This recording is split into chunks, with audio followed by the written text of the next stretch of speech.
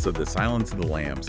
Yeah. You want to go deep, like really understand how this movie messed with our heads and just stuck with us. Yeah, it's wild, right? I mean, it came out over 30 years ago, and we are still talking about it. And for good reason. I mean, this film, it crawled under our skin and kind of burrowed in there. Totally. It tacked into something, something beyond those typical horror movie tricks. It's not just about being scared. It's like the tension. Yeah. That feeling something is really wrong, even if you don't even know why. Right. It gets under your skin. For sure. So, okay, for those who maybe haven't seen it in a while, Silence of the Lambs, psych thriller, came out back in 1991. Jonathan Demme directing, got Jodie Foster as Clarice Starling. She's this young FBI trainee, right? Right. And she has to interview Hannibal Lecter, played, of course, by Anthony Hopkins, genius psychiatrist, but also, well, a cannibal. And what's so brilliant about the film is it makes you part of this whole twisted thing between them. Like, you get sucked into their little agreement, Clarice, she needs his insights, right? To catch another killer, yeah. Exactly, Buffalo Bill. But to get those insights, she has to open up, show her own weaknesses, her fears. Like the audience is on the couch with her getting analyzed, too. Exactly. Speaking of analysis, let's rewind a bit. Early 90s. Think about it. This is when guys like Ted Bundy and Jeffrey Dahmer, they're all over the news. All over the place, yeah.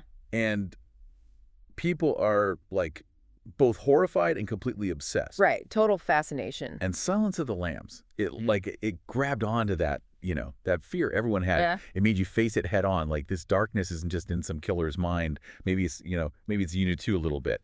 Most horror back then, it was all slashers, right?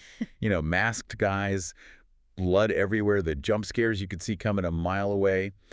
But Silence, it was different. Smarter, more about messing with your mind than just showing you a bunch of violence. And that's where it really changed things. Like how to build suspense just by suggesting things, what you don't see or hear.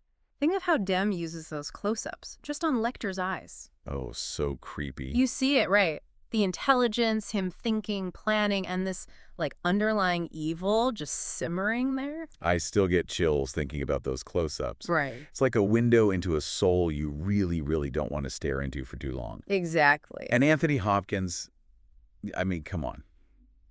Chilling performance. His Lecter, so controlled, almost polite. But there's always this feeling like he could just snap. At any second. Won him the Oscar, too, and he deserved it. Yeah. But the crazy thing is, he's only on screen for 24 minutes? It's amazing how much he dominates the whole film. Yeah, the impact he has is incredible, considering he's barely in it. That's the power of a truly great performance, I guess. It really is. And it shows how the film it creates this dread, that feeling sticks with you even when Lecter's not even there. Absolutely. So we've got Lecter, but let's talk about Clarice Starling, too. Young, ambitious FBI trainee, right? She's thrown into this world, and it is all men. All men. Not only is she trying to catch this killer, she's got to deal with a system that, well, constantly doubts her, undermines her. And that makes her such a, compelling character, right? Because she isn't just this, typical victim running from the killer. Clarice, she's hunting him.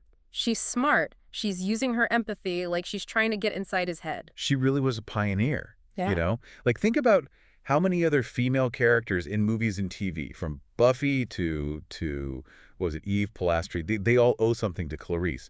These strong women who don't just take orders, they go after what they want. Definitely. The Silence of the Lambs, it really changed how women were shown in thrillers and horror, that's for sure. You could have these heroines, and it's not about being a victim. It's about strength and intelligence and, facing down the darkness. And let's not forget, it was a different time back then. Early 90s, there's this whole wave of feminism going on, right? Nighttime. And the movie, I don't know if they meant to or not, but it reflects that.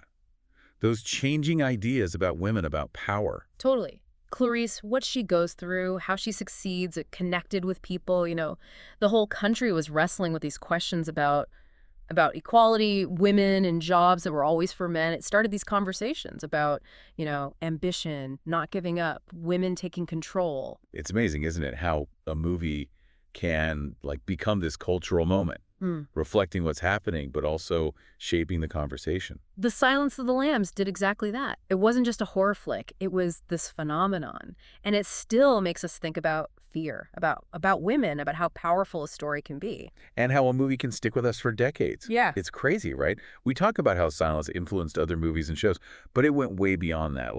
I was reading this thing about criminal profiling, how the movie made everyone fascinated by forensic psych, all that stuff. Oh yeah, it put those fields on the map. Suddenly it wasn't just some like boring academic thing, right? It was a way to understand these like really dark minds. And it wasn't just like made up, right? Yeah. Thomas Harris, the guy who wrote the book, he did a ton of research. I mean, he even interviewed real serial killers. Can you imagine? Yeah, to understand like what makes them tick, how they think, what they do. And you see that in the film, all that detail. The Definitely. way they talk about victimology, profiling, it feels so real, Even if it is, well, Hollywood Hollywoodized a bit. For sure. Yeah. And I think that's part of why it works so well, right? Right. It makes you believe that this world, this darkness, it could be like right around the corner. Absolutely. It makes it hit closer to home, that's for sure. Thinking about it, though, for a movie about such messed up stuff, silence doesn't really show that much violence, does it? And that's what makes it so powerful. It's like real horror, it's not what you see, it's what you imagine.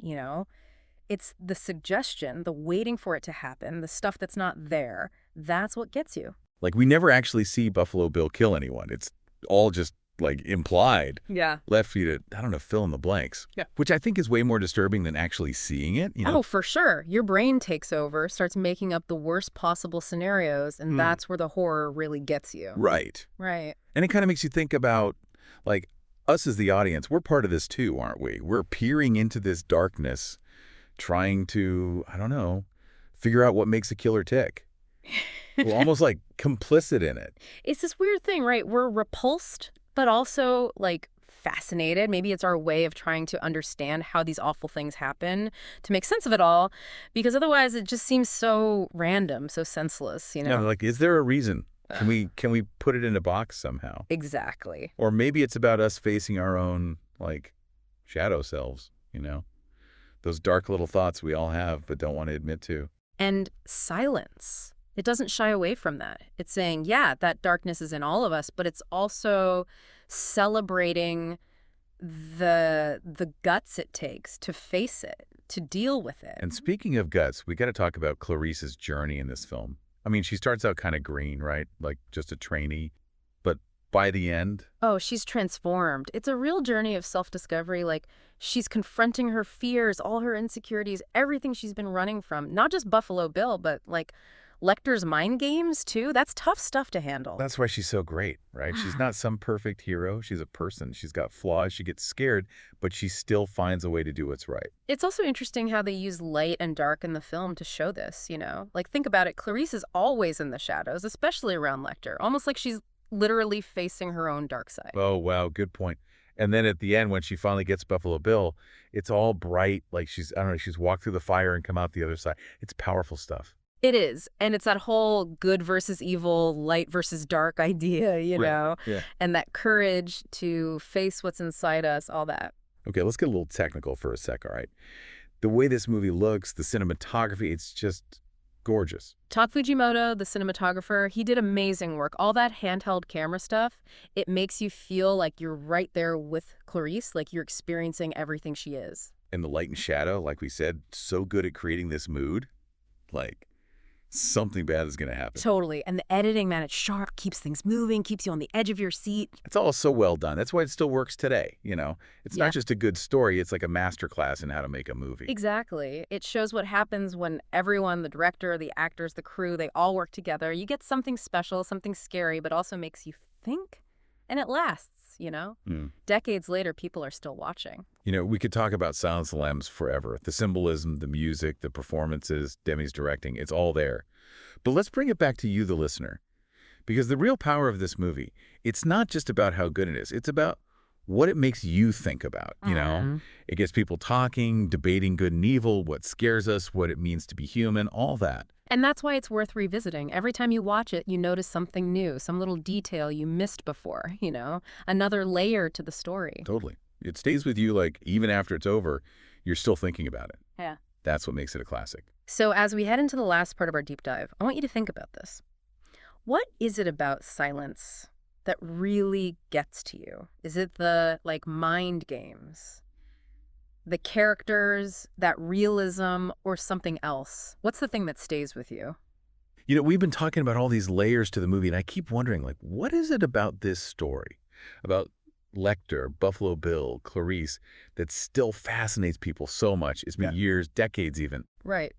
It's a good question. I mean, on the surface, it's a good thriller, right? Got a serial killer, the FBI trying to stop them, all that.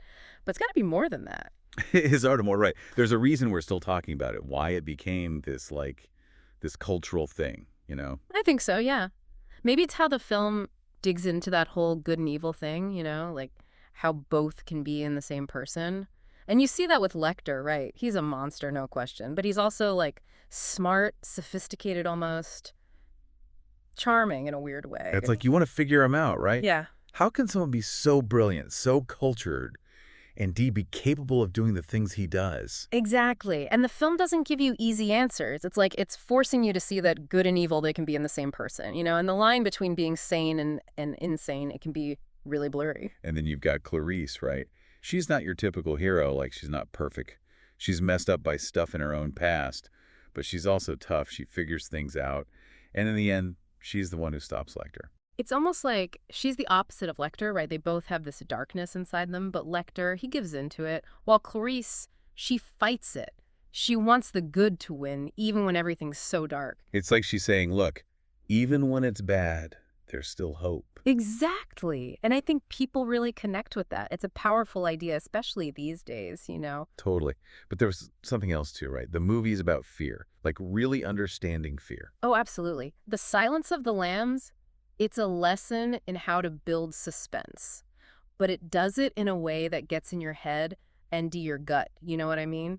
It's not just those cheap scares, right? It's like it sneaks up on you slowly until you're totally hooked, on edge the whole time. Think of that first meeting between Clarice and Lecter. There's no violence, no one's in danger, right? But the tension is so thick you could cut it with a knife. It's all in the words, how Hopkins says them, those close-ups on his eyes. You're right. It's like he's in her head already, even though he's locked out. And she's FBI, but you can see how much he freaks her out.